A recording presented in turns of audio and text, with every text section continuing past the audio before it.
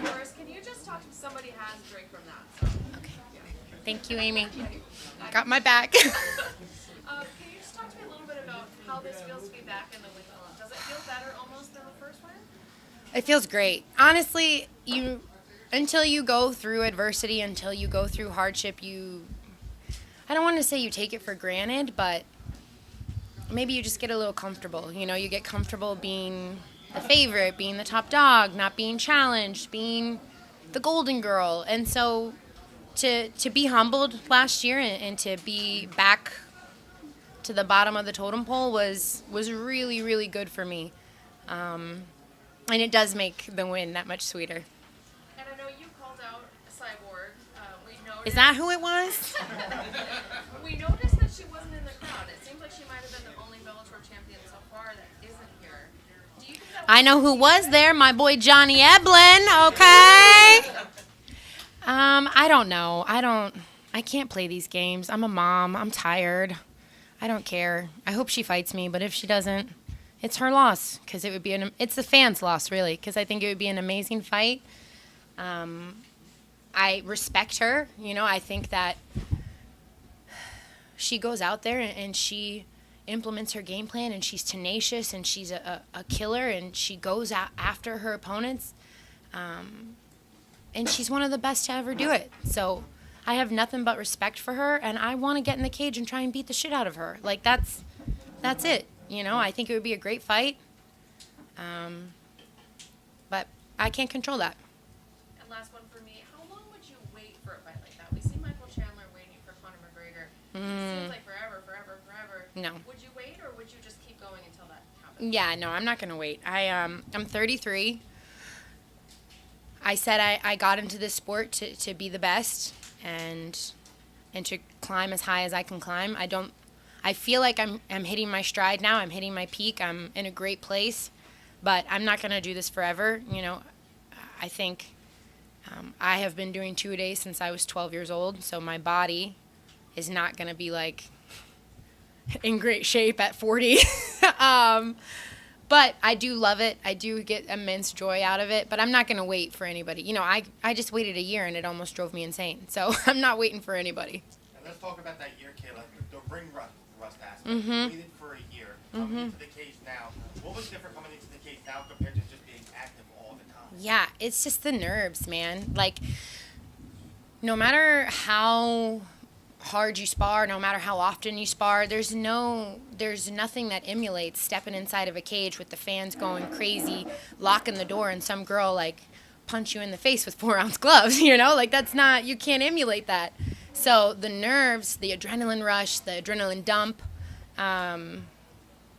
yeah, sometimes you just got to learn to control that and use it to your advantage. And it had been a long time since I'd been in a cage like that, so I was nervous. How active would you want to be moving forward? You just got your first fight here. What's the next step? I'm not opposed to fighting quite a bit. I like staying active. In judo, I think that's what helped me get a lot of experience and grow exponentially in MMA, is that I was so active. I don't want to be active as in, like, you have a camp and then a week off and then another camp and then a week off and then another camp. But fighting 4 times a year, if it's a full 12 months, I think that's a great pace for me. I don't like to sit around and be bored. I like to have goals. And like I said, I'm not going to do this forever, so now's the time. Perfect. Thank you. Kayla, can you talk to us a little bit about, you make kind of the theme of this fight camp, gratitude, right? Fighting during. I didn't make it the theme. God did. Right. But. And I gotta ask you, like, how important is it for you to have that gratitude, especially at this time of your career, long break back to the cage, and what was kind of the evolution of that? I mean, I think being humbled, losing. I think growing in my faith, growing spiritually, kind of opened my eyes and made me realize that, yes, I love what I do. Yes, I get immense joy from punching people in the face. Yes, I love to be the center of attention and a star, and like this is these are the things that I've always yearned for, but it isn't everything. In fact, it's really kind of silly when I step back and I look at the big picture, when I look at my life from, 0 to now, or even in the last year, like my kids, how I treat people,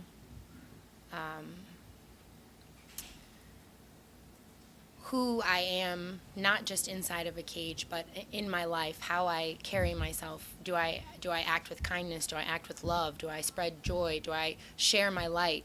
Or do I try and knock people down to make myself feel bigger? And I feel like I'm finally old enough and mature enough to realize that it's not all about me, and it never will be, and it was never supposed to be. And that I really do wake up every day. The kids and I, every day on our way to school, in the car, I'll go, okay, what are we grateful for? What are the 3 things we're grateful for today? And we all name 3 things we're grateful for. And then I say, okay, why do you love you? And we name 3 things we love about ourselves. And I didn't do that as a child. I didn't learn gratitude, and I didn't learn how to love myself except for externally. I loved myself because I won gold medals, and I won gold belts, and I won millions of dollars, and I felt like I had to earn love. And now that I have 2 children who love me no matter what, and I've grown in my faith and realized that I am a precious creation, a precious child of God with inherent worth and value, hell yeah, I'm grateful. How dare I not be grateful? Thank you. Kayla, it's no secret that Olympic athletes don't make a lot of money. It's true. Do you see the path to MMA for other judokas and high-level fighters across the world? Absolutely. I mean, listen, I could name like 7 female Cuban judoka on the Cuban Olympic team who would absolutely mop the floor with half of the female fighters right now. They're just cut from a different cloth. But for sure, I think that this is a great avenue for, that's why I got into it, because I didn't make any money, because I was done with judo. I was burnt out. I had accomplished everything I wanted to accomplish twice. But I still had something left in the tank, and I got punched in the face for the first time, and I was like, oh my gosh, this is really cool. So yeah, for sure, I see hopefully a big wave and surge of female fighters from the Olympic circuit in the future. That'd be great. And one more, are there any other opportunities outside of the ring financially that you're working on? Any entrepreneurial? Financial opportunities? And if you count my, maybe selling my chicken eggs. As an entrepreneur. No, honestly, my big passion first is obviously my children, being the best mom I can be, and my foundation, which is the Fearless Foundation. Oh boy, let's go, Mago. Oh! Wow. He's out. ATT. The Fearless Foundation, yes, which is for survivors of child sexual abuse. I was a victim of child sexual abuse when I was growing up from my first judo coach. I wrote a book. It's called Fighting Back. You can buy it on Amazon. And it's not a textbook and it's not a memoir. It's sort of a combination of the two. So it uses my actual journal entries, my diary entries from when I was a kid, and it talks to parents, teachers, social workers, police officers, okay, this is what grooming looks like. This is why kids don't say something. This is how you ask your kids if something's going on. This is what the court process can look like. This is what PTSD is. And also, I did win 2 Olympic gold medals, so it gives kids sort of a light at the end of the tunnel, a shiny gold medal at the end of the tunnel, and lets them know that they're not alone. They'll never be alone as long as I'm breathing air. And yeah, that's kind of like my third child. I feel like everything happens for a reason. I was given this story for a reason. I was given this platform for a reason. And to waste it on talking about how great I am is a shame. So I'm going to talk about what I want to change in the world, which is that. Thank you. You've had such a big legacy outside of the cage, and you've inspired a lot of people. what do you have to say to people that are rising stars, that have gold medals, that are doing great things, but going through something? Like, what's your advice to the people that are in your shoes from a couple years ago?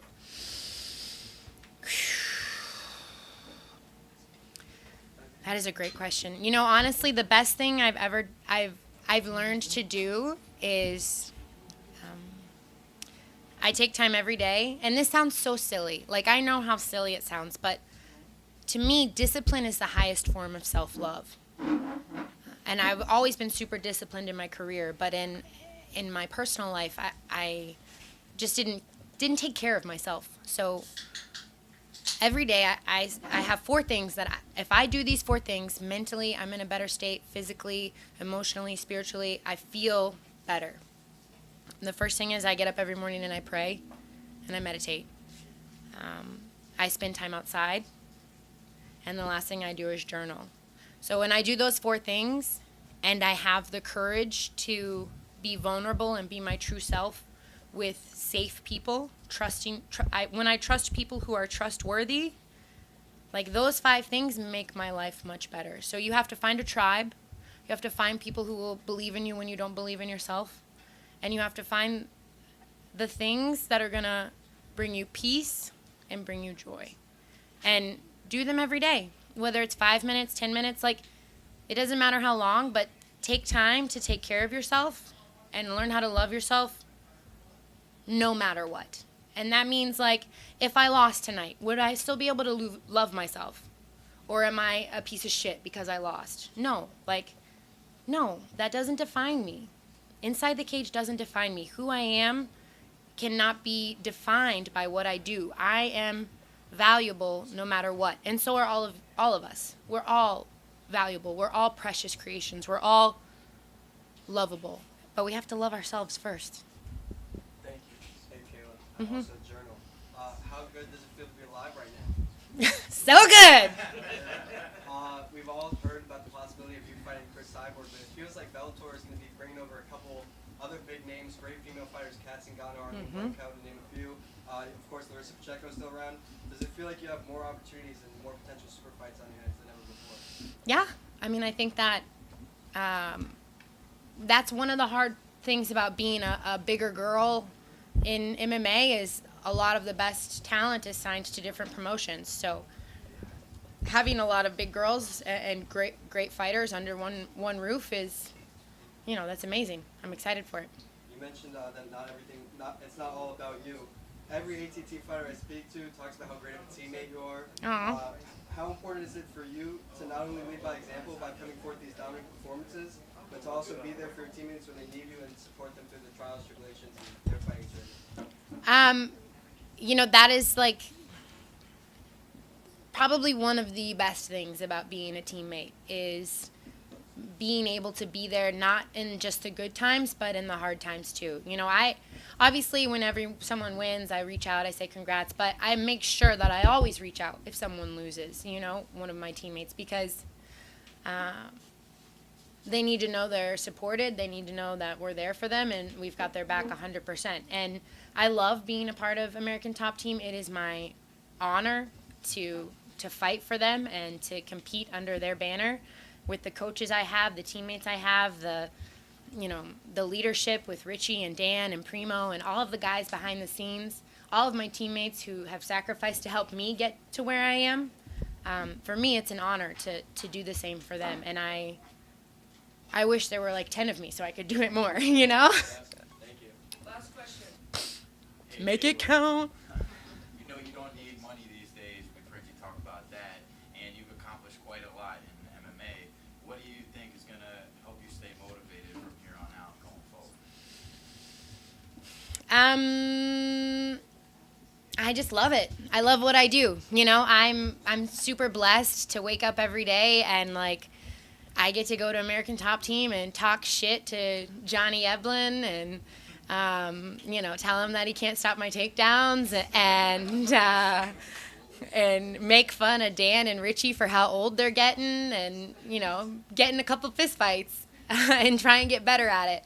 And then I get to go pick up my kids from school and we come home and we chase emus around the yard and try and find rabbits that have escaped, and like it's just chaos 24/7, but it's a beautiful chaos, and I couldn't be happier with my life. I couldn't be in a better place. So I don't have to stay motivated because it's in me, you know, that dog, that drive. Like I worried about that when I became all like kumbaya and zen. I was like, what if I'm not a killer anymore? And I was talking to my friend Kayla Rocco, actually, who fights next week for Combate. I was like, what if I'm not a killer? And she was like, Kayla, have you seen you at the gym? And I was like, no, I haven't seen me. She's like, well, you come in, you talk shit, you like joke around, and then we put on the gloves and you look like a serial killer. Like, you've still got it. And I was like, oh, okay, I've still got it. And that's it. I've still got it. It's not going anywhere. I'm not going anywhere. So thank you. Thanks, guys.